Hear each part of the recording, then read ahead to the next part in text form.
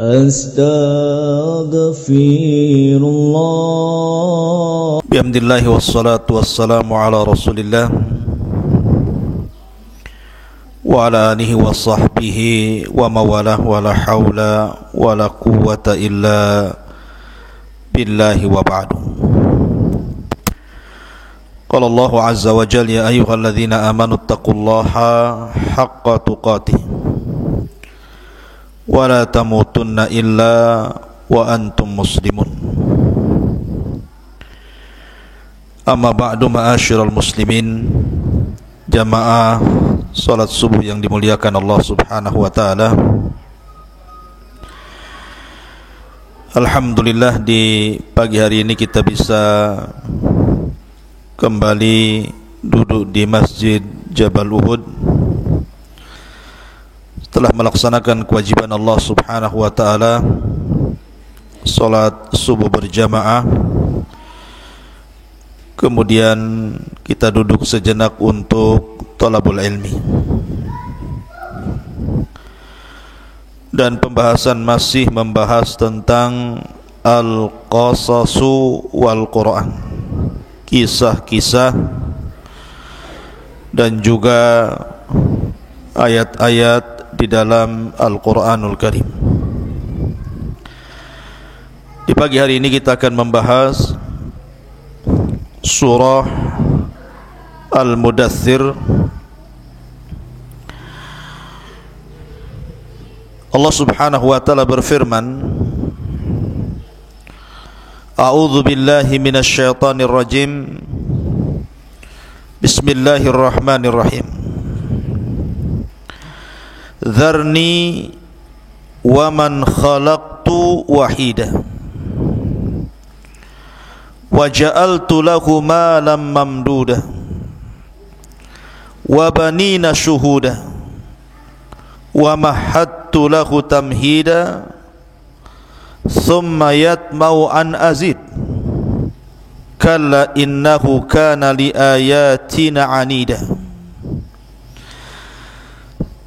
sa'urhikuhu sa'uda innahu fakkara wa qaddar fakutila kaifa qaddar thumma kutila kaifa qaddar thumma nadhar thumma abasa wa basar thumma adbara wastakbar faqala in hadha illa sihrun yu'thar in hadha illa qaulul bashar sa'uslihi saqar wa ma adraka mas saqar la tubki wa la tadhar lawahatu lil bashar. Allah Subhanahu wa taala berfirman dalam surah Al-Mudaththir ini, biarkanlah aku yang bertindak terhadap orang-orang yang aku sendiri telah menciptakannya, dan aku beri kekayaan yang melimpah serta anak-anak yang bersamanya, dan aku berikan kelapangan hidup seluas-luasnya. Kemudian dia ingin sekali agar aku menambah nikmatnya. Tidak bisa, sesungguhnya dia telah menentang ayat-ayat kami Al-Quran. Aku akan membebaninya dengan pendakian yang memayahkan. Sesungguhnya dia telah memikirkan dan menetapkan. Maka celakalah dia, bagaimana mungkin dia bisa menetapkan? Sekali lagi, celakalah dia, bagaimana mungkin dia bisa menetapkan? Kemudian dia merenung dan memikirkan, lalu berwajah masam dan cemberut, kemudian berpaling dan menyombongkan dirinya. Tiba-tiba dia mengatakan Al-Quran itu hanyalah sihir yang dipelajari dari orang terdahulu. Ia hanyalah perkataan manusia, maka kelak aku akan memasukkan ke dalam neraka Saqar. Dan tahukah kamu apa itu Saqar? Saqar tidak meninggalkan dan tidak membiarkan yang menghanguskan kulit manusia. Ma'asyiral muslimin yang dimuliakan Allah Subhanahu wa taala, surah Al-Mudaththir ini ayat 11 dan seterusnya mengkisahkan tentang kisah seorang yang sangat dicela dalam Al-Quran. Jadi satu-satunya orang yang dicela oleh Allah Subhanahu wa ta'ala di dalam Al-Quranul Karim. Siapa dia? Al-Walid ibnu Mughirah, ayahanda daripada Khalid ibnu Walid Saifullah. Ma'asyiral muslimin yang dimuliakan Allah Azza wa Jalla, sebelum saya masuk kepada kisah yang ingin saya ceritakan, kita mengenal dulu siapa sosok Al-Walid ibn Mughirah ini. Al-Walid ibn Mughirah ini punya catatan penting dalam sejarah, terutama sejarah orang-orang Quraisy. Salah satunya adalah ketika Ka'bah mengalami kerusakan karena terjadi perang kabilah ketika itu, dan Rasul ketika itu usianya masih 15 tahun, jauh masih belum diangkat menjadi Nabi dan Rasul. Akibat peperangan itu Ka'bah sebagiannya roboh. Akhirnya orang-orang Quraisy sepakat untuk merobohkan semuanya, kemudian membangun dari awal. Masalahnya masih terngiang di telinga mereka kisah tentang penyerangan Ababil terhadap Abraha. Kalau kemudian mereka merobohkan Ka'bah, membangun kembali dari awal, dikhawatirkan Ababil itu datang dan menyerang mereka, sehingga mereka tidak berani untuk menyentuh Ka'bah sedikit pun. Lah, di antara orang yang sangat berani adalah Al-Walid ibn Mughirah.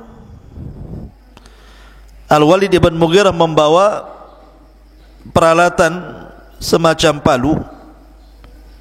Kemudian dia mengatakan kepada orang-orang Quraisy, biarlah aku yang memulainya. Kalau memang terjadi sesuatu, maka akulah yang celaka. Karena sesungguhnya Abraha datang untuk menghancurkan Ka'bah, tapi aku hendak memperbaiki Ka'bah.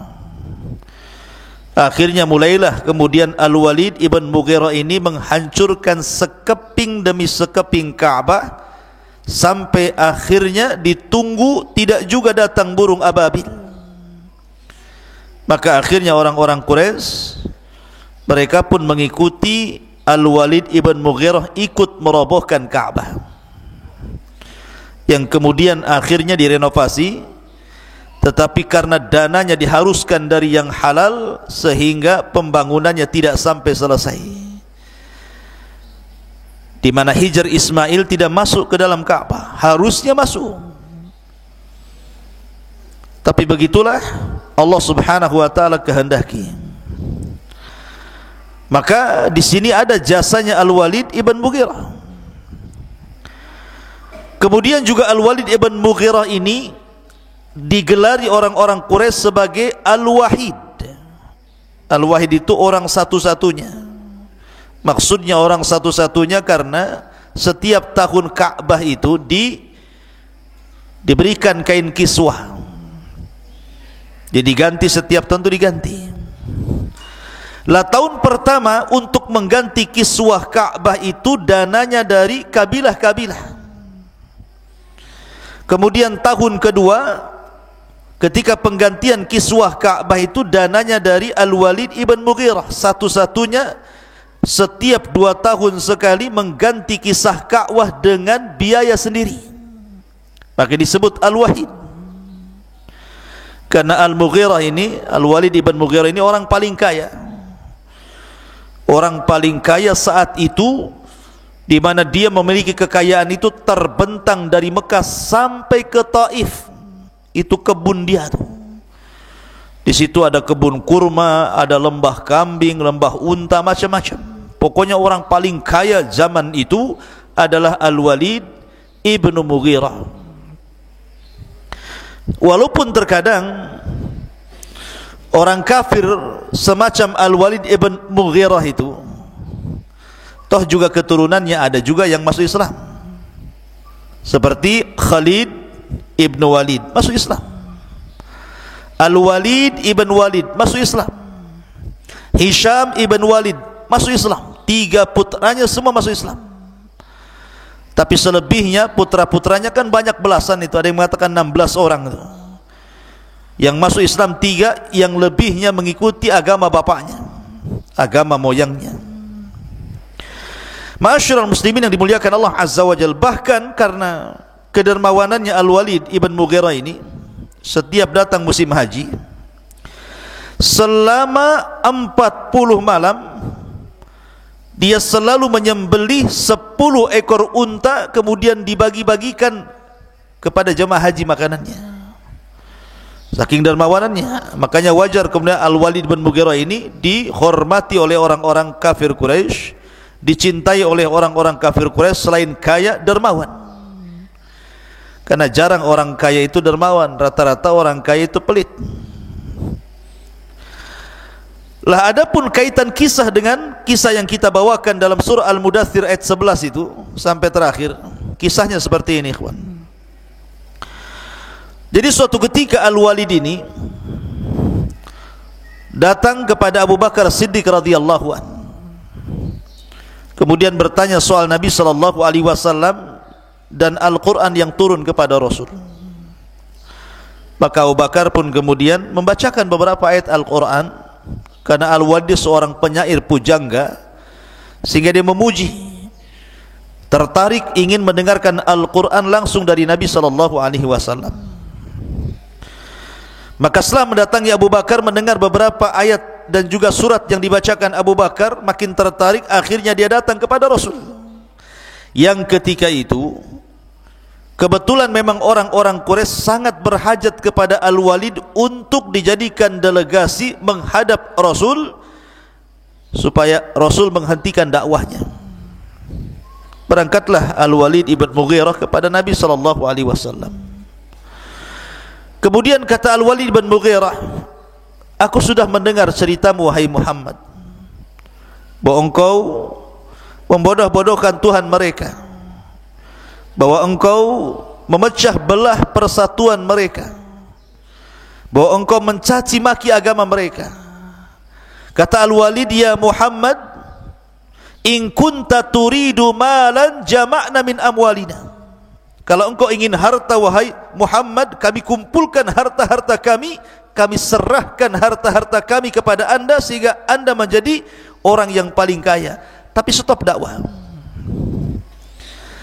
Wa in kunta turidu malikan malaknak. Tapi kalau engkau ingin jadi raja, jadi pemimpin, maka kami siap menjadi rakyatmu dan kau menjadi pemimpin kami, asal tinggalkan dakwahmu. Wa in kunta turidu imra'atan jawaznaka bi ajmali fatati Quraisyin. Tapi kalau karena engkau ingin seorang wanita cantik, kami pilihkan, kita seleksi wanita-wanita cantik, kemudian kami nikahkan kepada anda, asal berhenti dari dakwahmu. Wa in kunta majnunan allajna, kalau engkau memang gila, kami carikan dokternya. Pokoknya Al-Walid menawarkan terus kepada Nabi sallallahu alaihi wasallam, sampai akhirnya Rasul mengatakan, sudah bicara wahai Walid, kata Rasul. Ya sudah, sekarang giliranku. Maka Nabi SAW mulai menjawab tentang apa yang dikatakan Al-Walid kepada dia. Dengan apa? Dengan wahyu. Nabi menjawab dengan Al-Quran. Kata Nabi SAW, beliau membacakan surah Fussilat. A'udzu billahi minasyaitonir rajim. Bismillahirrahmanirrahim. Hamim, tanzilum minar rahmanir rahim. Kitabun fussilat ayatuhu Qur'anan Arabiyyan liqaumi ya'lamun. Basyiran wa nadhiran fa'arada aktsaruhum fahum la yasma'un. Sampai kepada firman Allah Azza wa Jalla, fa in a'radu faqul anzartukum sa'iqatan mithla sa'iqati 'adin wa thamud. Maka Nabi SAW membacakan surah Fussilat ini. Hamim. Al-Quran ini diturunkan dari Tuhan yang maha pengasih lagi maha penyayang. Kitab yang ayat-ayatnya dijelaskan, bacaan dalam bahasa Arab untuk kaum yang mengetahui, yang membawa berita gembira dan peringatan, tetapi kebanyakan mereka berpaling serta tidak mendengarkan. Sampai kepada ayat, jika mereka berpaling, wahai Muhammad, katakan, aku telah memperingatkan kalian akan bencana petir yang sangat besar, seperti petir yang pernah menimpa kaum Ad dan kaum Samud. Ketika dia baca ayat ini, Al-Walid bangkit dan mengatakan, hasbuka hasbuka ya Muhammad, cukup cukup wahai Muhammad.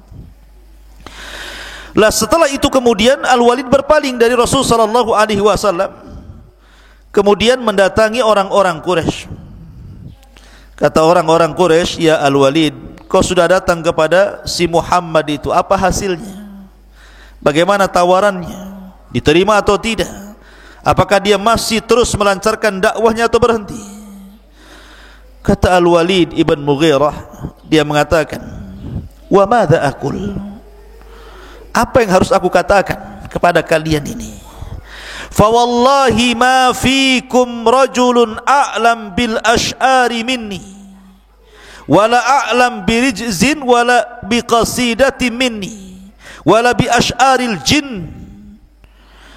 Kata Al-Walid ibn Mughirah, demi Allah, tidak ada di tengah-tengah kalian orang yang lebih memahami syair Arab dibandingkan diriku, tidak juga mengetahui tentang rajaz dan qasidahnya mengungguli diriku. Tapi apa yang diucapkan sampai kepada syair-syair jin, aku pun tahu katanya. Syair jin pun tahu si Al-Walid ini. Kemudian dia mengatakan, wallahi, demi Allah, ma yushbihu alladhi yaqulu syai'an min hadha, yang aku dengar dari ucapan Muhammad itu sama sekali tidak ada yang masuk dalam kategori ini.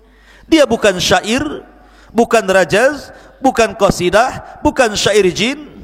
Fa wallahi, demi Allah, dia bersumpah lagi, inna la qawluhu alladhi yaqulu halawa wa inna alaihi la talawa wa innahu la muthmiru a'lahu muddiqu asfalah wa innahu la ya'lu wa ma yu'la wa innahu la yakhtibu ma tahtahu.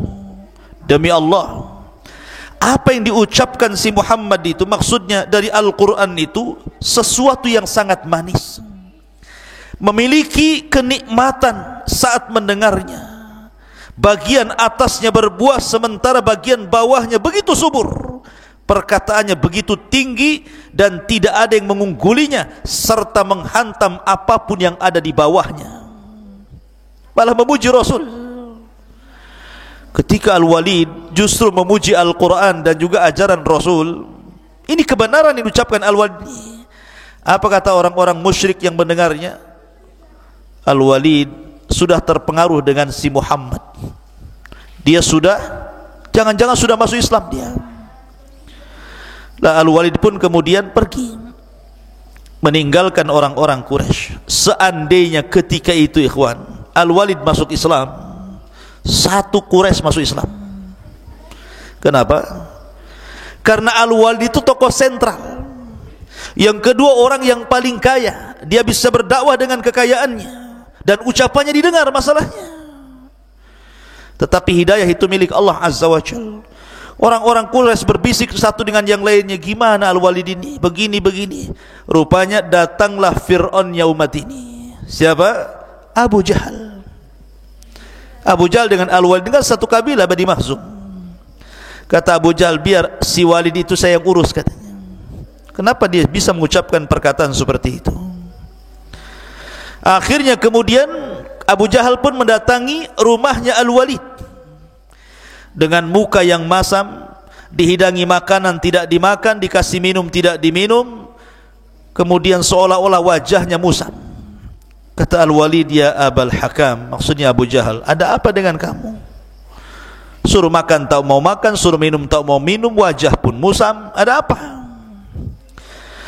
Maka Abu Jahal mengatakan, ya Walid, engkau tahu posisi engkau di hadapan kaum ini. Kau ini seorang pemimpin, dan aku dengar kaummu wahai Al-Walid, mereka sudah mengumpulkan harta-harta mereka untuk diberikan kepadamu, karena engkau telah datang kepada Abu Bakar dan juga Muhammad, kemudian engkau makan dari makanan keduanya, padahal engkau tahu bahwa mereka sudah diboikot selama 3 tahun lamanya. Kenapa kau tega makan di rumah Abu Bakar dan juga di rumah Muhammad, sehingga kaummu menganggap engkau ini orang miskin dan mereka mengumpulkan harta untuk memberikan kepadamu? Marah Al-Walid, orang paling kaya digituin. Bangkit dia mengatakan, hei Abul Hakam, kamu tahu tidak ada orang yang paling kaya di Quraisy kecuali saya. Buat apa mereka mengumpulkan harta kemudian diberikan kepadaku? Kata Abul Hakam, begitulah kaummu kepadamu. Mereka hanya menghendaki agar ucapanmu dicabut, kemudian kau mengucapkan sesuatu kebalikan dari apa yang telah kau ucapkan. Akhirnya kemudian kata Al-Walid, kalau gitu kumpulkan semua orang-orang Quraisy. Maka berangkatlah Al-Walid dengan Abu Jahal. Kemudian orang-orang sudah berkumpul di sekitar haram. Maka mulailah kemudian Al-Walid berceramah. Apa isi ceramahnya? Kata Al-Walid di hadapan orang-orang Quraisy, apa yang harus aku katakan kepada Muhammad? Jika aku katakan dia gila, kalian tahu orang gila seperti apa? Jika aku katakan dia seorang penyihir, kalian tahu penyihir seperti apa? Jika aku katakan dia seorang penyair, kalian juga tahu siapa penyair itu. Jika aku katakan begini, begitu, begini, begitu, pokoknya panjang lebar, masih juga Al-Walid itu ketika itu mengucapkan kalimat hak tentang Nabi SAW. Sampai Abu Jahal ini bingung mau berbuat apa gitu kan. Akhirnya kemudian Al-Walid pun pergi meninggalkan orang-orang yang sedang kebingungan dengan ucapannya. Di tengah jalan baru dia berfikir. Disinilah cerita dimulai dalam Al-Quran ini, di mana Allah Subhanahu wa taala berfirman, "Dzarni wa man khalaqtu wahida." Biarkanlah aku yang bertindak terhadap orang yang aku sendiri telah menciptakannya. Wa ja'altu lahu malam mamduda. Aku berikan kekayaan yang melimpah. Bayangkan kekayaan Al-Walid terbentang dari Mekah sampai ke Taif. Itu kekayaan dia semua. Wa banina syuhuda. Anak-anaknya banyak. Ada yang mengatakan 16 orang anaknya itu. Semua sukses. Wa mahadtu lahu tamhida. Dan aku pun berikan kelapangan seluas-luasnya, mudah untuk mencari rizki. Summa yatma'u an azid. Sudah kaya masih juga kurang. Maka Allah mengatakan, kalla innahu kana li ayatina anida. Tidak mungkin ku tambah lagi nikmatnya, karena dia telah menentang ayat-ayat kami Al-Quran. Sa'urhikuhu sa'uda. Aku akan membebaninya dengan pendakian yang memayahkan. Innahu fakkara wa qaddar. Dari sini mulainya. Jadi habis ceramah Al-Walid ini, kemudian dia pulang. Di tengah jalan dia berfikir, apa tadi yang saya ucapkan? Mulai dia ketakutan. Ketakutan kalau jabatannya akan hilang, pengaruhnya akan hilang, sehingga orang-orang akan meninggalkannya. Summa innahu fakkara wa qaddar. Sesungguhnya dia memikirkan dan menetapkan. Fakutila kaifa qaddar. Maka celakalah dia, bagaimana dia menetapkan, seolah-olah kalau seandainya kita masuk ke dalam lubuk hati Al-Walid, Al-Walid kebingungan. Kalau saya katakan Muhammad gila, dia kan enggak gila. Kalau saya katakan Muhammad dia penyair, dia bukan penyair.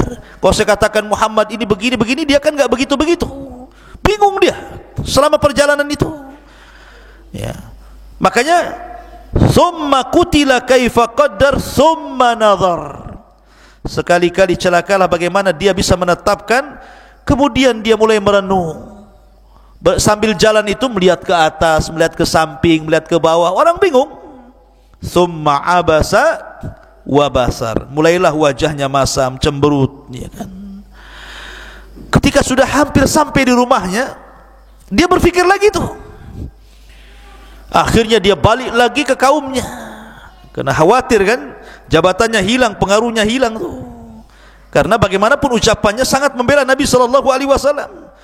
Tiba-tiba kemudian dia naik lagi ke atas mimbar, kemudian dia mengatakan, faqala in hadza illa sihrun yu'thar, in hadza illa qaulun bashar, katanya.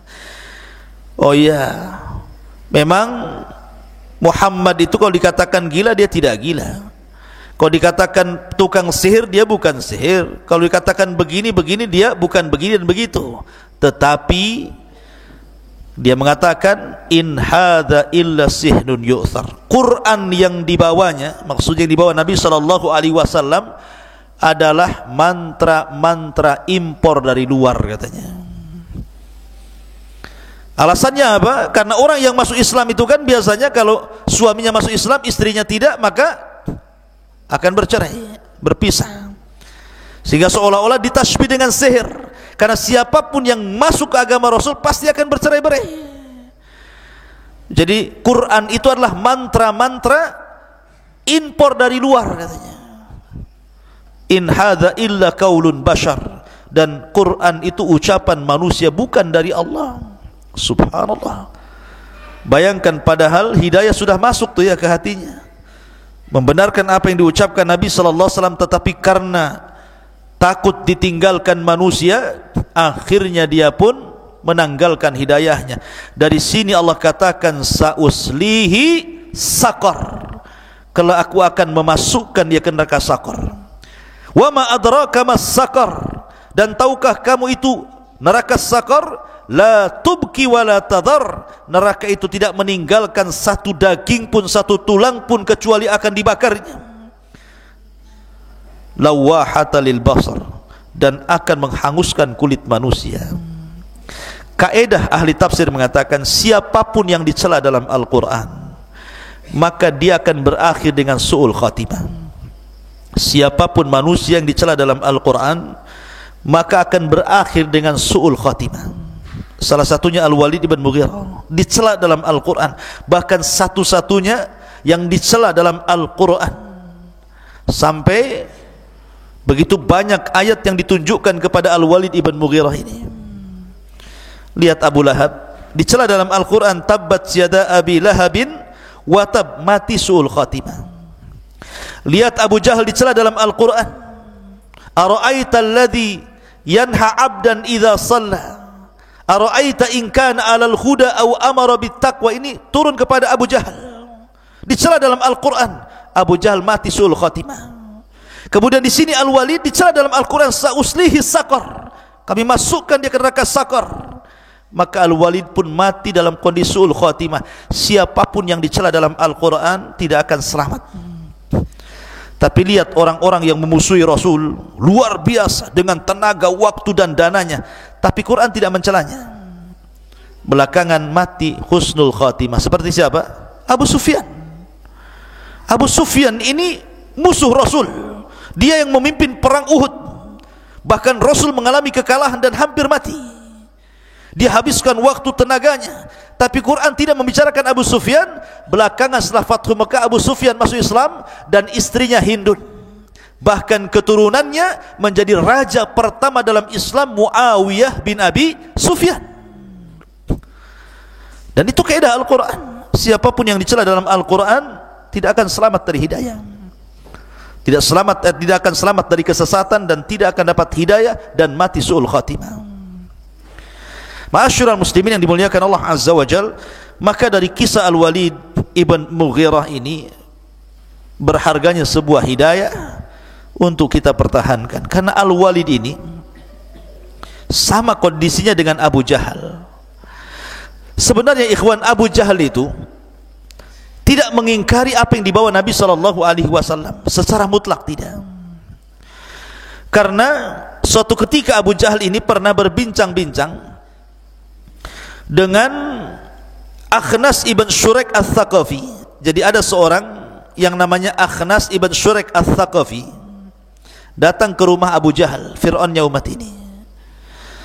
Kata Akhnas ini, ya Aba Jahlin, kita cuma berdua di rumah ini, saya ingin tanya bagaimana pendapatmu tentang si Muhammad itu. Maka Abu Jahal tiba-tiba memuji Nabi SAW dan mengatakan, wahai Akhnas, kau sudah tahu orang itu tidak pernah berdusta, dan apa yang diucapkannya itu sebuah kebenaran. Masalahnya wahai Akhnas, antara aku dengan dia itu kan beda kabilah, karena Abu Jahal itu dari kabilah Bani Mahzum, sementara Nabi SAW dan juga Abu Talib dari kabilah Abdi Manaf, beda kabilah walaupun sama-sama Quraisy. Sementara kami Bani Mahzum itu bersaing dengan Bani Abdi Manaf untuk mengambil hati orang-orang Quraisy. Apabila Bani Abdi Manaf mereka ngasih sumbangan, kami juga ngasih sumbangan. Kalau mereka mencalonkan pemimpin, kami juga calonkan pemimpin. Kalau mereka ingin memberi makan jemaah haji, kami juga kasih makan jemaah haji. Pokoknya apapun yang mereka lakukan, kami lakukan, sehingga kami setara dengan Bani Abdi Manaf. Tiba-tiba Bani Abdi Manaf ngomong kepada kami, kami punya nabi, kalian tak punya nabi. Mana imbang? Ya, kami punya nabi, kalian tidak punya nabi. Apakah kami juga akan mengatakan kami punya nabi? Nabi dari mana kan gitu? Sebab itulah kami kalah saingan. Seandainya mereka tidak mengatakan lana nabi walastum nabi, kami nabi dan kalian tidak punya nabi, tidak dikatakan ucapan ini, tentu Abu Jahal dapat hidayah. Dari sini menunjukkan salah satu yang menghalang hidayah itu apa? Karena takabur, kesombongan, hasad dan sombong. Ini kan penyakit hasad nih, ya. Jadi yang kenapa Abu Jahal tidak masuk Islam bukan tidak tahu kebenaran, dia tahu kebenaran, dia memuji Nabi SAW, tapi karena hasad dan takaburnya dia akhirnya dia tidak masuk Islam. Itu saja sebenarnya masalah dunia, ya. Makanya penting kalau kita bicara tentang hidayah, terlampau banyak orang-orang yang sudah tahu tentang hidayah tetapi tidak mendapatkan hidayah itu. Makanya kenapa doa Nabi SAW yang diajarkan kepada kita, yang pertama kali kita minta adalah hidayah. Allahumma inna nas'alukal huda wat tuqa wal afafa wal ghina. Pertama hidayah dulu, baru ketakwaan, baru kehormatan, baru kekayaan terakhir. Wallahu a'lam bishawab. Subhanallah bihamdika asyhadu an la ilaha illa anta astaghfiruka wa atubu ilaik. Allahu ta'ala alam. Assalamualaikum warahmatullahi wabarakatuh.